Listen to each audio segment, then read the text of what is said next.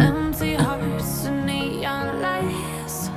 They're playing with my mind. Gotta get out of here tonight. Oh, I wanna run off and fly. And I'll tell myself it's fine to be alone. Just to find somewhere that finally feels like home. Oh, oh, oh. I hate all this overthinking. Oh, oh, oh, oh. Oke, kita mulai dari awal. Aku mau tanya nih, kabar Ira gimana? Oke, puji Tuhan kabarku baik, Ridho. Tadi ada kelas nggak? Atau ada kegiatan lain gitu? Ada tadi pagi, tapi bukan kelas dari UNY. Oh itu ya, mikro. Bukan, apa ya, program kampus merdeka gitu, studi independen dari Kominfo. Oke, jadi aku mau baca CV dari Ira sedikit nih. Ira ini merupakan pemenang atau pemegang Bank Indonesia Scholarship Award tahun 2001, dan Ira ini pernah PKM Penelitian 70 judul FMIPA UNY, dan Ira ini juga termasuk banyak ya prestasinya di bidang tarik suara gitu, dan cukup aktif dalam organisasi. Mungkin Ira bisa memperkenalkan dirinya lebih lengkap lagi gitu. Oke, shalom. Shalom fams, perkenalkan nama aku Ira Herawati Sinaga. Biasa aku dipanggil Ira.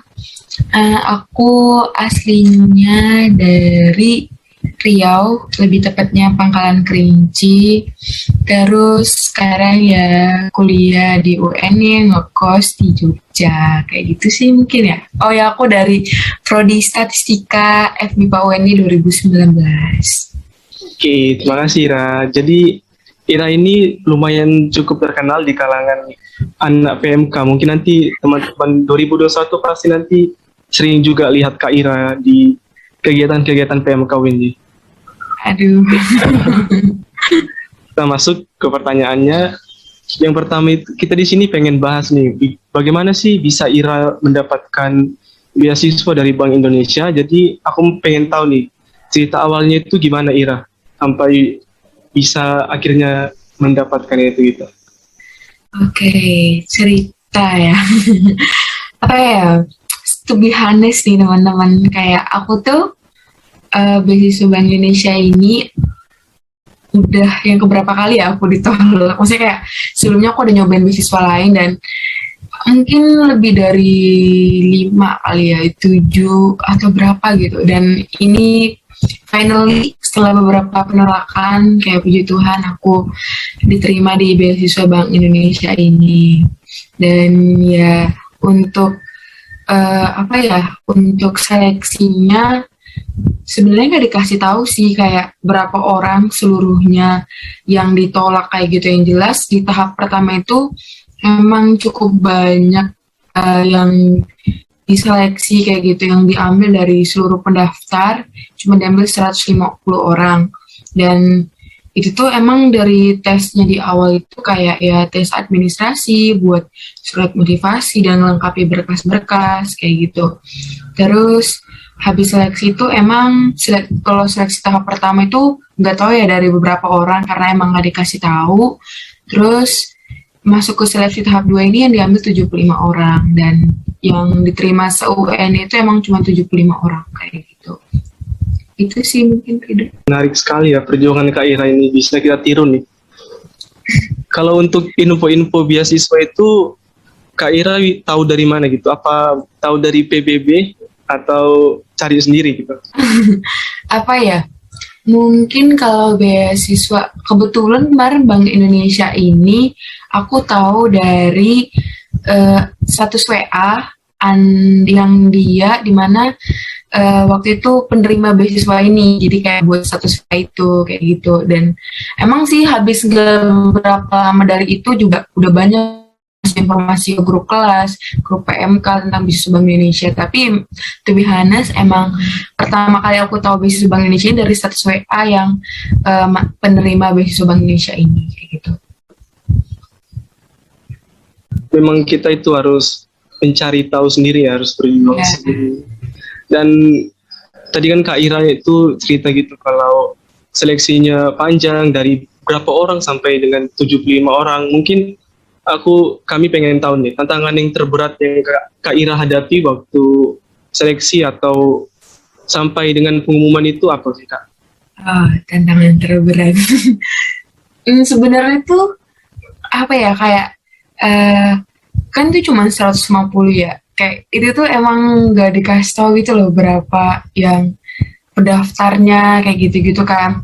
Dan aku tuh melihat emang kemarin untuk lolos tahap 1 aja kayak bersyukur banget sih sebenarnya, kayak di tahap itu udah kayak thanks God banget emang, kayak apalagi waktu tahu kayak orang yang kayak aduh pokoknya wow lah kayak gitu, terus ternyata beliau nggak lulus kan kayak gitu. Dan sebenarnya di situ aku sempat kayak minder gitu kan, aduh kenapa ya aku lulus kayak gini kan. Jadi kayak apa ya, jadi pressure juga sih di sisi lain, kayak semangatin aku juga, berarti kayak Bank Indonesia udah percaya juga nih sama aku sampai lolos di tahap pertama kan. Dan di tahap kedua cuma diwawancara sama Bank Indonesia-nya. Dan di situ sih kayak emang diwawancara itu gak cuman tentang diriku aja, gak cuman satu arah, emang dua arah. Kayak aku harus tahu tentang Bank Indonesia itu apa aja, tugas-tugas Bank Indonesia itu apa aja, wewenangnya apa aja kayak gitu. Even gak cuman Bank Indonesia-nya aja dong kayak gitu kan. Kayak aku harus tahu kayak penerima beasiswa Bank Indonesia itu namanya ada Genbi ya kan, kita Bank Indonesia. Nah aku tuh juga harus tahu Genbi itu untuk apa ya, mereka kapan ya berdirinya, tugas-tugasnya apa aja kayak gitu. Jadi kayak aku harus cari tahu juga tuh, harus hafalin kayak gitu. Jadi aku nggak cuman mikirin tentang diriku, tapi emang kayak dua arah kayak gitu. Aku tahu tentang diriku dan aku tahu tentang mereka kayak gitu sih mungkin. Oke, berarti Kak Ira ini memang suka itu ya, suka menggali-gali informasi gitu. Jadi nggak heran kalau Kak Ira ini bisa. Itu emang harus sih guys, kayak kalian daftar beasiswa ataupun internship kayak gitu. Jadi tuh nggak cuman kayak pikirin ke diri kita, value-nya diri kita, tapi value-nya mereka juga kita harus tahu kayak gitu. Oke, tadi kita lanjut ya Kak Ira. Tadi Ira ini bilang dia nggak mau mengecewakan pihak dari Bank Indonesia. Jadi aku mau tanya nih, kan Kak Ira udah keterima nih beasiswa nih. Otomatis kan ada program-program dari pihak yang Bank Indonesia yang harus Kak Ira ikuti. Sedangkan Kak Ira lumayan aktif organisasi, kepanitiaan aktif juga, dan ada kegiatan kampus. Kira-kira apakah ini membebani Kak Ira gitu? Oke. To be honest nih, aku juga memang dipercayakan juga jadi pengurus komunitas penerima beasiswa ini kayak gitu kan, Genbi itu. Aku jadi pengurus di komisariat UNI-nya. Dan apa ya, nggak ada pressure sih menurut aku, tapi adanya tanggung jawab kayak gitu kan. Kayak apa sih namanya, aku ikut-ikut kayak gitu. Apa ya, kayak puji Tuhan itu emang sih nggak cuman mereka aja gitu loh, emang tugasnya kayak misalkan ini ada acara ini nih kayak gitu, dan nilainya nggak untuk mereka aja tapi aku juga dapat nilai kayak gitu loh. Jadi kayak oh ternyata enak juga, kayak beberapa nih ada acara kayak Bank Indonesia tentang kemarin baru-baru ini ada acara kayak investasi gitu kan, diselenggarakan oleh Bank Indonesia kayak gitu, dan aku dapat ilmu-ilmu baru gitu loh. Oh ternyata dari investasi itu juga membantu perekonomian Indonesia kayak gitu kan. Dan kayak anak-anak muda itu justru apa ya, sebagai agennya kita bisa untuk penggerak investasi itu, kayak itu hal-hal baru dan ilmu-ilmu baru kayak yang bisa baru aku tahu. Jadi kayak ada acara-acara itu pun nggak ngerasa pressure, karena setiap kegiatannya emang kayak Bank Indonesia ataupun Genbi kayak buat acara itu nggak kaleng-kaleng gitu, pasti kayak ada nilainya kayak gitu. Bahkan kemarin aku kasih contoh kayak acara Genbi itu tuh kayak acara tentang kepenulisan kayak gitu kan, didatangkan pembicaranya penulis yang emang terkenal, terus kayak aku bisa langsung dapat ilmunya langsung dari beliau, bisa bertanya langsung bahkan sama beliau kan. Dan apa ya, jadi tuh kayak aku seneng juga, aku nggak capek, tapi nggak cuman apa ya, capek sih sebenarnya nggak capek banget ya, tapi termasuk salah satu kegiatan lah gitu ya kan. Jadinya tapi nggak kegiatan yang sia-sia kayak gitu loh, karena aku punya dapat ilmunya yang mungkin mahal, kalau di luar kan berbayar tuh, kalau ini juga gratis tapi ilmunya banyak kayak gitu sih. Oke, berarti selain dapat beasiswa, dapat ilmu, dapat relasi, dan Ya, dapat banyak lagi ya. benar sekali. Menarik nih. Oke, selanjutnya aku mau tanya nih, cara Kak Ira manajemen waktu itu gimana sih? Karena kegiatan-kegiatan itu kan lumayan banyak ya. Kayak tadi yang Kak Ira bilang gitu. Caranya memanage semua itu biar berjalan dengan lancar dan gak ada kendala satupun gitu. Oke, mungkin kalau teman-teman nih mungkin ada yang datang ke kelas, aku tahu kali ya, ada papan, timetable, ada kalender kayak gitu. Jadi mungkin sama sih kayak teman-teman yang lain, kayak oke, aku disclaimer dulu, aku sebenarnya orangnya pelupa kayak gitu. Jadi aku tuh suka buat kayak di timetableku semingguan itu aku punya jadwal apa aja yang sekiranya wajib. Karena aku sering juga nih teman-teman kayak aku nggak buatin jadwalku kan seminggu ini. Ntar tiba-tiba, Ra bisa ya ini. Padahal harusnya aku nggak bisa, aku bilang bisa, aku lupa ada kegiatan wajib di situ. Nah, dari situ sih kayak dari pengalaman itu aku belajar kayak apa nih yang sekiranya wajib aku ikuti minggu ini, yang aku prioritasin kayak gitu kan. Itu tiap minggu. Kalau kalender biasanya aku juga buat di bulan ini aku ada kegiatan wajib apa aja. Misalkan tanggal 13 aku wajib harus kesini kayak gitu. Jadi tanggal 13 aku nggak boleh diganggu-gugat kayak gitu. Jadi kayak teman-teman harus nge-prepare gitu waktunya ngapain aja kayak gitu. Misal nih kayak aku juga tugas nih, misalkan kita nih tahu bakal ada kegiatan, misalkan ada kegiatan Genbi kayak gitu. Berarti tugasku harus udah selesai di sebelum kegiatan Genbi itu. Dan mungkin ini juga tips sih ya, mungkin aku nggak tahu ya bermakna atau tidak, kayak aku sering nge-suggest otakku, misalkan deadline tugasku tuh tanggal 10.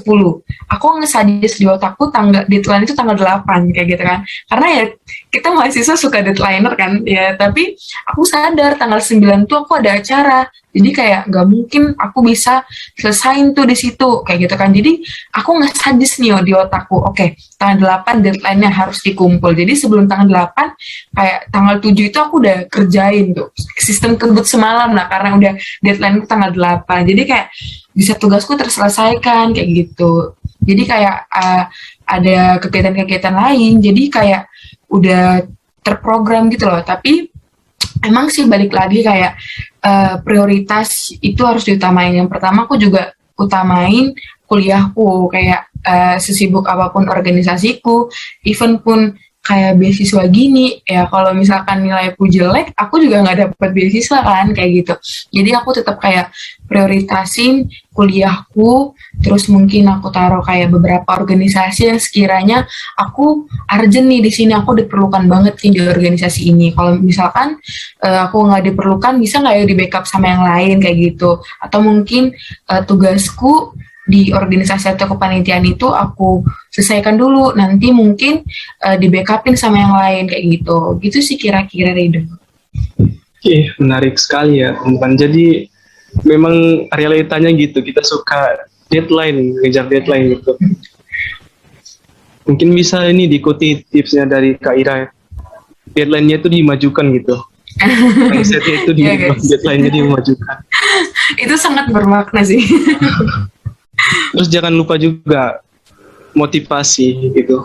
Memang itu harus diperlukan. Oke, karena kita bahas motivasi, bagaimana cara Kak Ira itu memotivasi diri sendiri? Karena kan banyak orang yang termasuk aku itu takut untuk memulai sesuatu, udah pesimis duluan, takut.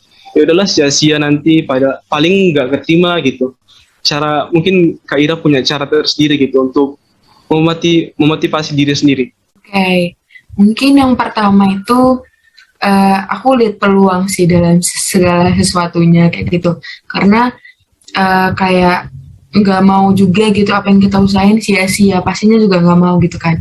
Sama sih sebagai anak statistika gitu ya kan, peluang ya 50-50 gitu ya kan, bisa ya bisa tidak, tapi kita punya banyak faktor gitu untuk melebihi sia dan tidak ini kayak gitu kan. Jadi kayak aku lihat dulu kira-kira kalau aku ngambil ini ada value-nya nggak ya, ada baiknya nggak ya kayak gitu kan, baik untuk aku ataupun untuk orang sekitarku kayak gitu kan.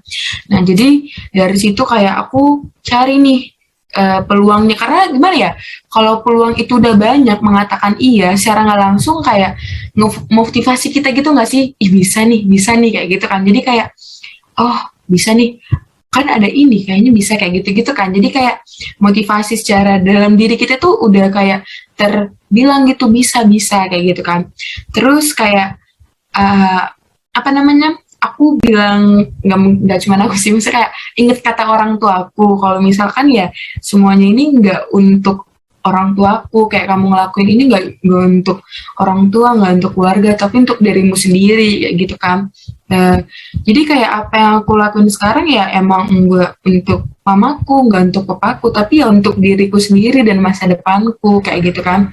Dan di situ sih kayak aku apa namanya belajar juga kalau misalkan ya aku ngelakuin sekarang kayak wawancara sekarang ini kayak gitu ya, aku juga jadi motivasi juga loh buat aku, oh ternyata aku dari sini juga bisa jadi dampak gitu. Aku jadi harus semakin laku lebih baik lagi biar bisa menjadi dampak lebih baik lagi untuk orang sekitar kayak gitu. Dan yang pasti sebenarnya aku minta tolong Tuhan sih, kayak kadang ya tetap aja ya kita ngerasa unmotivated kayak gitu kan, nggak punya motivasi, nggak ngerasa support. Aku selalu minta kayak pertolongan Tuhan gitu, kayak Tuhan mampukan aku dong untuk cari kayak gini, untuk aku bisa keep on fire lagi, untuk aku bisa semangat lagi belajarnya. Kayak hal-hal kecil kayak gitu tuh yang sebenarnya kita sepelein tapi sebenarnya punya kerja yang luar biasa kayak gitu loh. Kayak setiap langkah tuh pokoknya tuh minta pertolongan Tuhan gitu loh, biar Tuhan tuh juga atur kayak gitu, biar kita juga ngejalani setiap jalan itu termotivasi gitu loh. Mungkin itu kali ya. Menjawab gak sih? Jadi aku dapat 2 poin ya. Yang pertama itu pikirin diri kita sendiri dulu, baru selalu andalkan Tuhan dalam segala perkara yang kita hadapi, atau dalam segala kegiatan yang kita hadapi itu memang kita harus selalu mengandalkan Tuhan gitu. Jadi selanjutnya aku mau tanya, Kak Ira itu punya suatu role model atau yang memotivasi Kak Ira itu sekarang itu siapa sih? Motivasi banyak sih guys sebenarnya, influencer ya yang sangat memotivasi.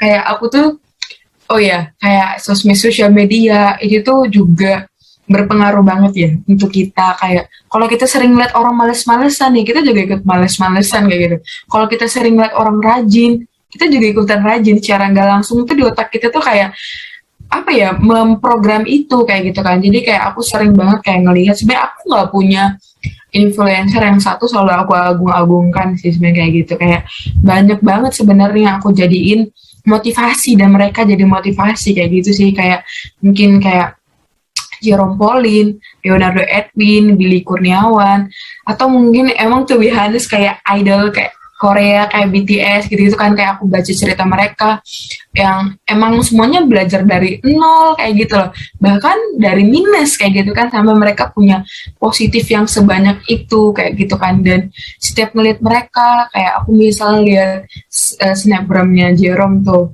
kayak dia belajar iya juga, kayak konten kreator iya juga, bisnis iya juga kayak gitu kan.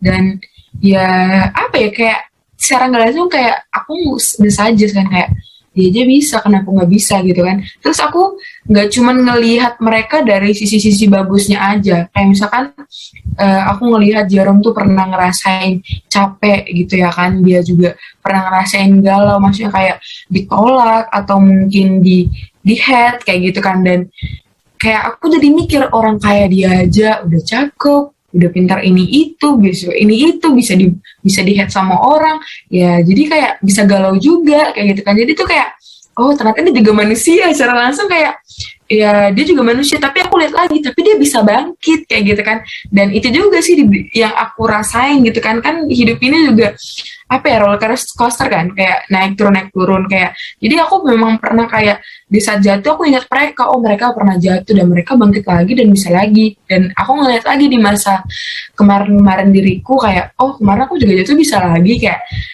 itu apa ya, nge-influence diriku sih. Jadi secara nggak langsung emang nggak ada role modelnya gimana tapi influencer yang punya pengaruh positif itu sering aja jadiin role model kita kayak gitu.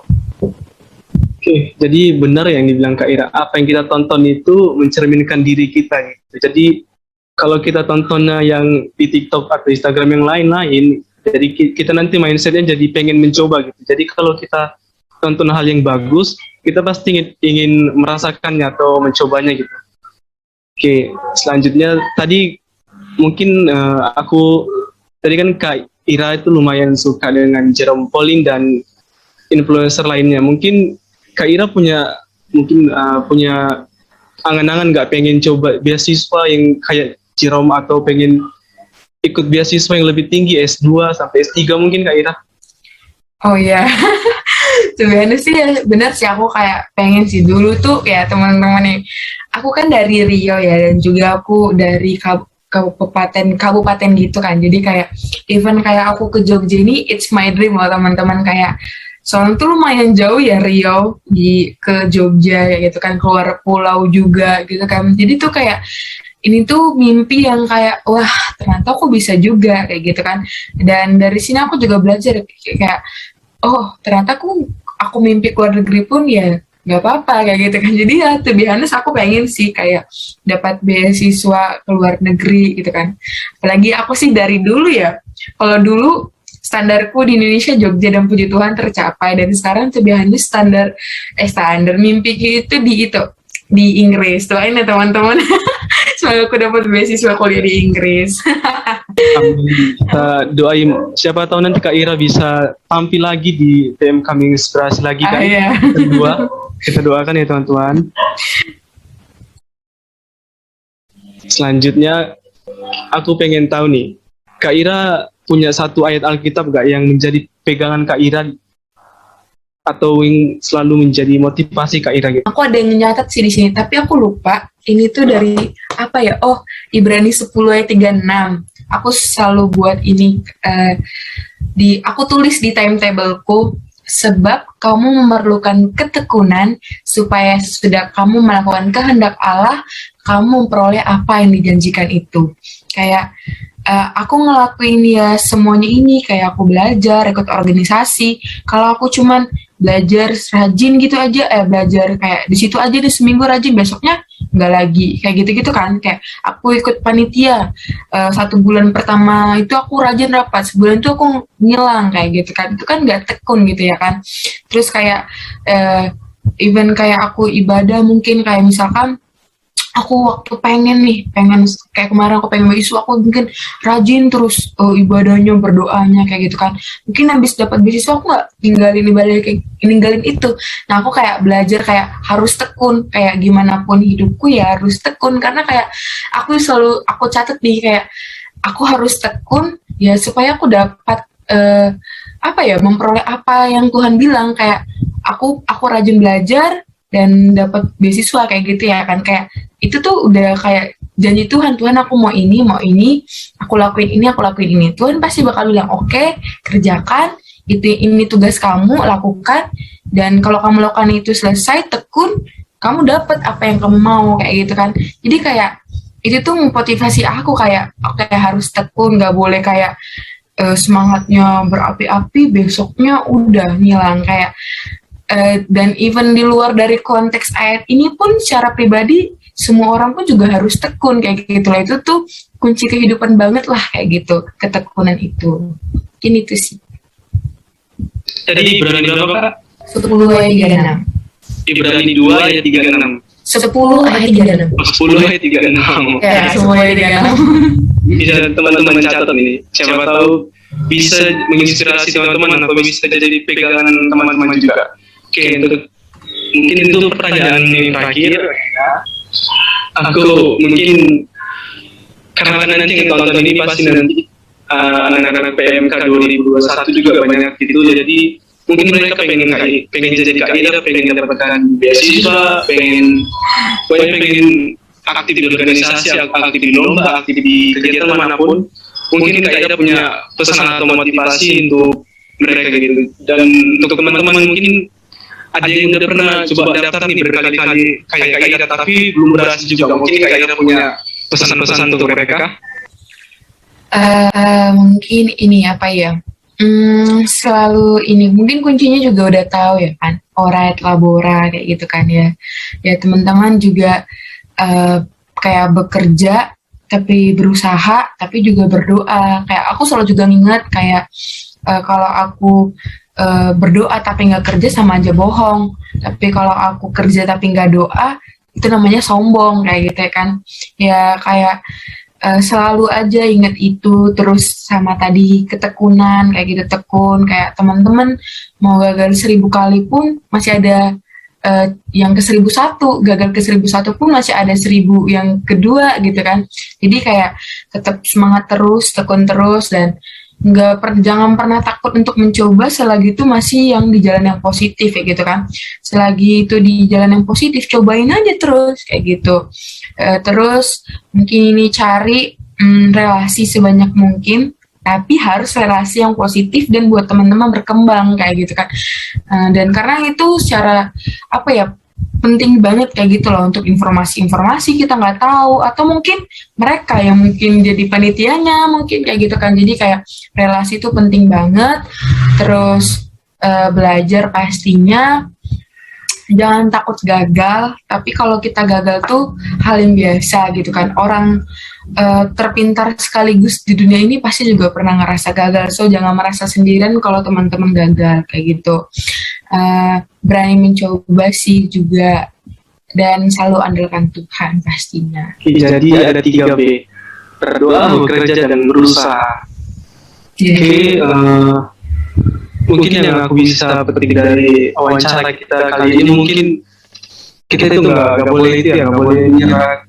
Buktinya contohnya ini Kak Ira, udah mencoba beberapa kali, tapi karena coba aja kalau Kak Ira menyerah pasti nggak akan dapat gitu. Buktinya sekarang Kak Ira terus mencoba, akhirnya dapat apa yang diimpikan oleh Kak Ira gitu. Jadi untuk teman-teman mungkin yang sedang berusaha juga untuk mendapatkan apa yang diinginkan, jangan lupa untuk selalu berdoa, bekerja, dan berusaha, dan jangan pernah menyerah. Oke, wawancara kita mungkin sampai di sini ya Kak, karena aku juga yang mau tanya udah habis. Mungkin nanti teman-teman yang nonton pengen tanya lebih untuk kepada Kak Ira, bisa komen atau nanti bisa DM ke Instagram Kak Ira. Nanti Kak Ira pasti balas kok. Oke. Oke, mungkin aku mengucapkan terima kasih ya untuk kita yang sudah mau bergabung dan menyempatkan waktunya untuk menjadi narasumber di PMK Menginspirasi. Kiranya apa yang kita sampaikan tadi dapat menjadi motivasi untuk anak-anak PMK atau mungkin nanti untuk anak-anak di luar PMK yang menyaksikan video ini. Jadi aku mengucapkan sekali lagi terima kasih untuk Kak Ira. Semoga selalu sukses dan apa yang direncanakan oleh Kak Ira dapat berjalan dengan lancar. Oke, mungkin juga mau terima kasih nih buat teman-teman dari Subdiv Pemerhati juga yang udah percayain aku untuk wawancara di sesi kali ini. Dan untuk teman-teman semua mungkin yang menyaksikan video ini, terima kasih. Semoga tadi wawancaranya punya bentuk motivasi ke teman-teman untuk coba beasiswa, perihal beasiswa. Mungkin tadi juga Ridho udah bilang kalau ada pertanyaan boleh di kolom komentar atau mungkin bisa hubungin aku dari Instagram. Mungkin ya sekali lagi terima kasih. Tuhan Yesus memberkati.